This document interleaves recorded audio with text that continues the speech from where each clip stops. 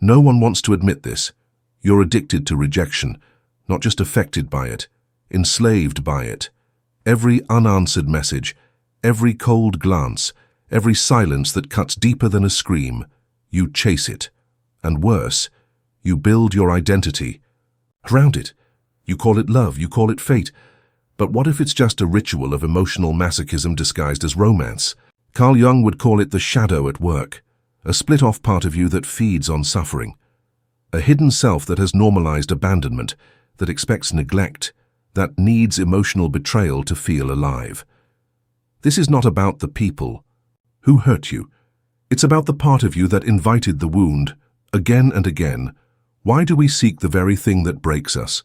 The answer lies in your unconscious conditioning. Somewhere deep in your psyche, pain became familiar. Rejection became proof of your existence. You learned to equate being ignored with being significant.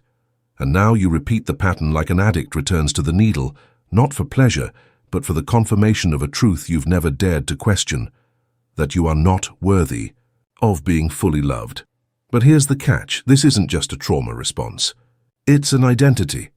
It's who you think you are, and that's why you defend your suffering. You justify it, you romanticize it. Because if you stop chasing rejection, who would you even be? Jung warned us. Until you make the unconscious conscious, it will direct your life, and you will call it fate. So maybe this addiction isn't fate. Maybe it's programming. And once you see the script, you can stop playing the role. But first, you have to face the part of you that needs the pain. Are you ready to meet it? You didn't choose to be broken, but you chose to protect the wound. Think about it. How many times have you pushed away affection that felt too much? How often do you run from genuine care only to chase the ones who withhold it? This isn't random. This is conditioning. A psychological tattoo inked in childhood and shaded by every unmet need. Carl Jung spoke of the complex you, an emotionally charged bundle of memories and experiences that live autonomously in your unconscious. One of these is the rejection complex. It filters your perception, distorts your judgment, and whispers lies that feel like truth. If they love me easily, it must not be real. If I'm not struggling, it can't be worth it. If I'm not being hurt and I'm not alive, do you see what's happening? You've made suffering sacred. You've built temples in your mind to those who rejected you, and now you worship them through self-sabotage. You chase people who mirror your original pain because their indifference feels like home. And when they abandon you, as they always do, you call it destiny, not design. But here's the darkest part. You defend your captors. You romanticize the unavailable. You glorify the toxic. Because somewhere deep in your shadow there is a twisted comfort in being denied. Why? Because it keeps you small, familiar, predictable. Because healing would demand transformation. And the ego fears annihilation more than it fears misery. But what if the wound you keep nursing is not a scar? It's a leash. What if you are not protecting pain but being ruled by it? You cannot integrate what you won't face. And the rejection complex doesn't dissolve by being understood. It dies when it's no longer obeyed. So ask yourself, who do you become when you stop craving what hurts you? What if I told you that what you've been calling love was never love at all? It was control, camouflaged in longing, painted with the brushstrokes of desire. But underneath it was about managing chaos, yours and theirs. Emotional rejection, the kind you keep walking into, grants you one twisted form of power: predictability. You already know the pain. You've rehearsed it in dreams. You can survive it. It's safe. Do you hear the paradox? Rejection becomes safety. Love becomes threat. Jung warned us that the persona, the mask we wear for the world, is often built to please, to adapt, to survive. But the persona can also be a prison, especially when it's crafted to earn approval from those who are incapable of giving it.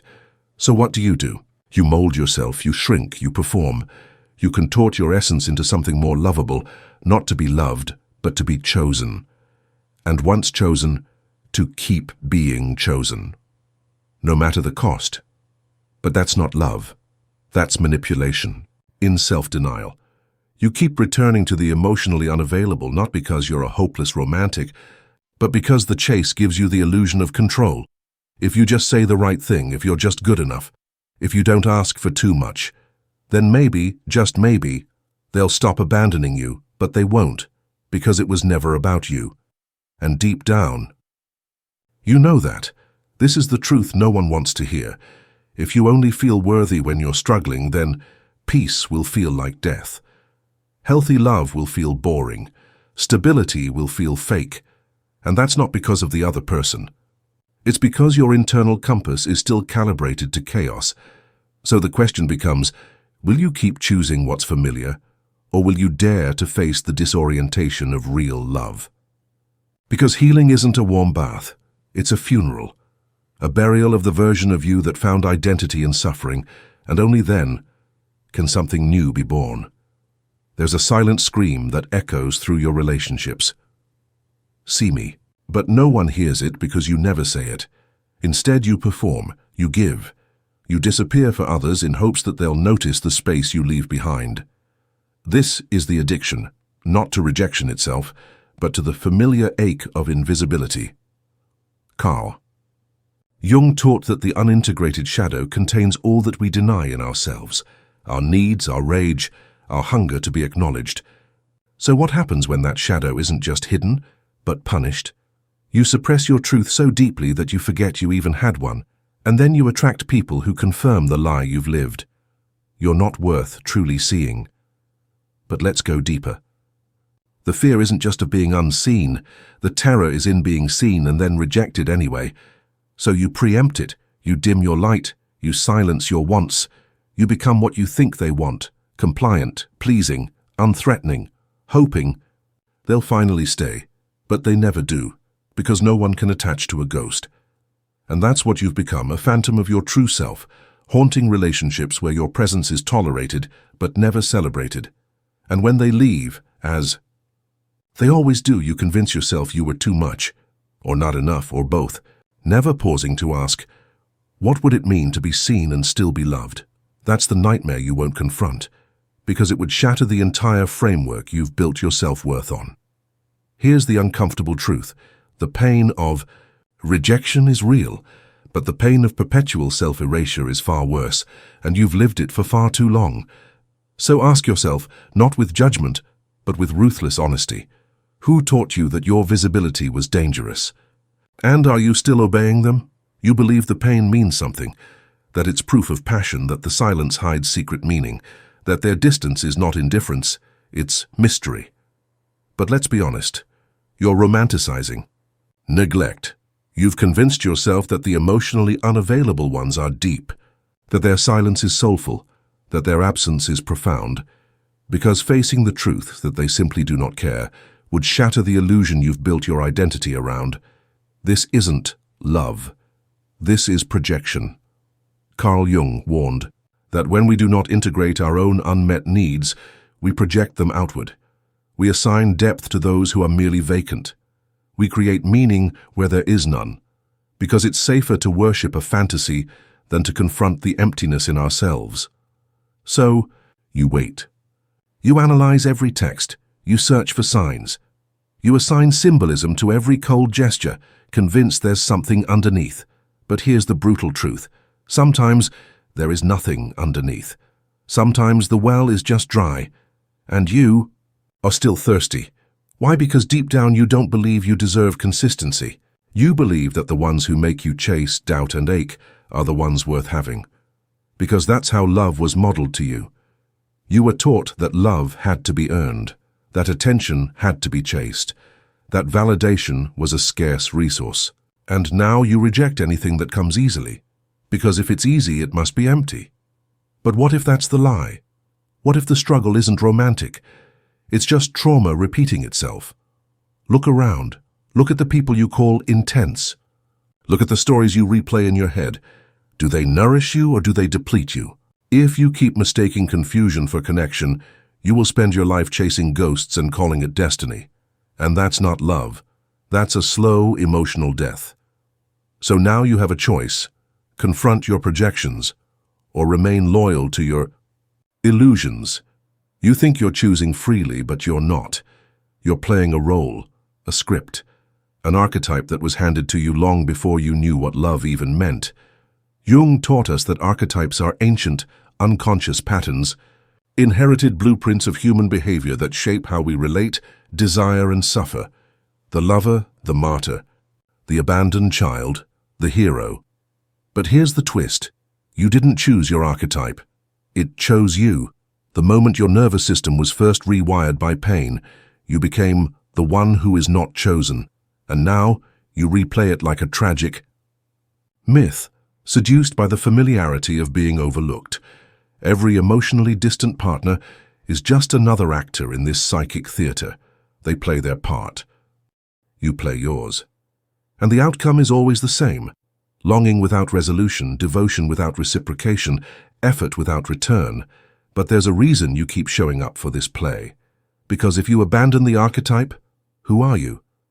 Without your suffering, your script, your story of rejection, what remains? Silence.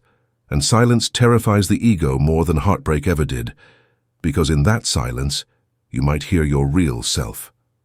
The one beneath the role. The one who never needed to prove their worth through sacrifice. But here's the danger.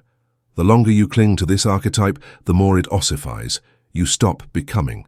You start performing a version of you that died years ago. And love?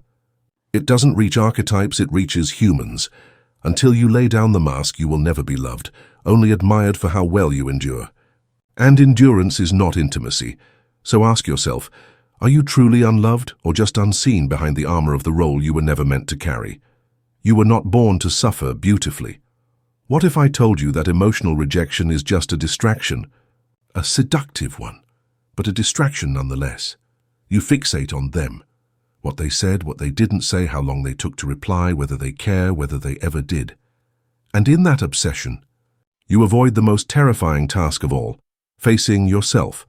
Because if you stop chasing, if you stop performing, if you stop bleeding for approval, you'll be left alone with the silence. And in that silence, your real pain lives, not the pain of being rejected, but the pain of never having truly belonged to yourself. Carl Jung spoke of individuation, the process of becoming whole by integrating all aspects of the psyche, especially the parts we've disowned. But how can you integrate anything if you're constantly projecting your worth outward, measuring it by someone else's validation? Here is the harsh truth.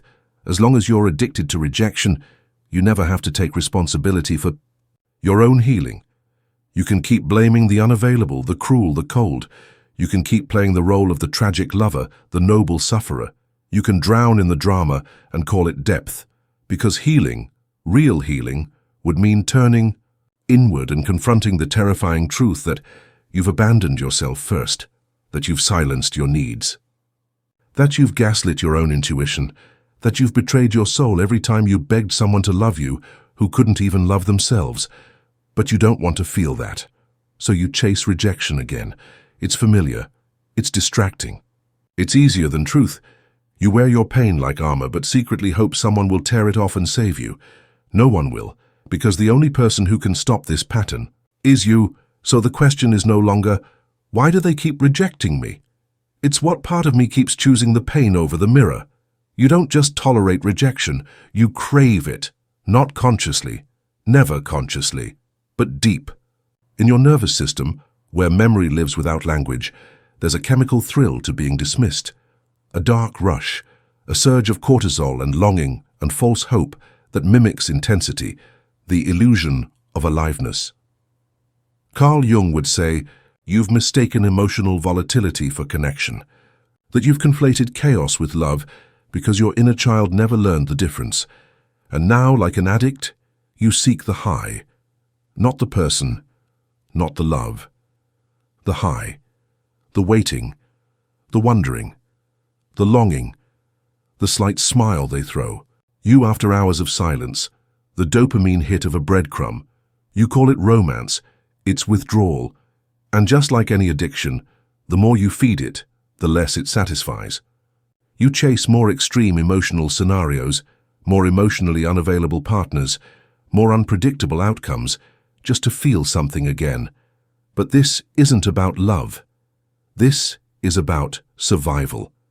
You've built your emotional compass around suffering, around rejection, around inconsistency. So when something stable enters your life, your system doesn't feel calm. It feels bored. Unsafe even, because where's the high, where's the drop? Peace feels like emptiness when you're wired for chaos. So you sabotage, you ghost, you provoke. You choose the one who won't choose you, not because you're broken, but because your definition of normal was written in trauma, and trauma loves repetition. But here's the truth. The high isn't worth the crash, and one day the crash will come. When you finally realize that you've spent years mistaking emotional starvation for spiritual connection, and then you will have a choice. Continue chasing the high or finally come down and begin the painful, beautiful work of redefining what love actually feels like. How many times have you said it? I don't know why this keeps happening. Maybe I'm just cursed. Maybe I'm meant to be alone, but it's not a curse, it's not fate, it's your pattern, running silently beneath your choices, behind your logic, deeper than your intentions. Carl Jung made it painfully clear. Until you make the unconscious conscious, it will direct your life and you will call it fate. You are not choosing love. You are choosing your wound. Again and again. With a new face, a new name, but the same outcome. You meet someone. You feel the spark, the magnetism, the pull. But what if that spark isn't attraction, it's recognition? What if your trauma recognized theirs and whispered, we know how this ends, and still, you followed it. Not because you wanted pain, but because pain is the only language your heart speaks fluently. You call it chemistry, when really it's just familiarity. The comfort of an old wound reopening. You've confused intensity with intimacy, repetition with destiny. And here's the cruel twist. Your mind may beg for change, but your body, your nervous system, chases what it already understands. So even when something good appears, you sabotage it, not out of fear of failure, but out of loyalty to the narrative you've never questioned. This is the hidden addiction, to being right about your own unworthiness. Because if someone finally stays, if someone finally loves you without condition, then your story dies. And what's left in its place you don't know. But that's what makes healing so terrifying. You must betray your own suffering. You must grieve the self you kept resurrecting.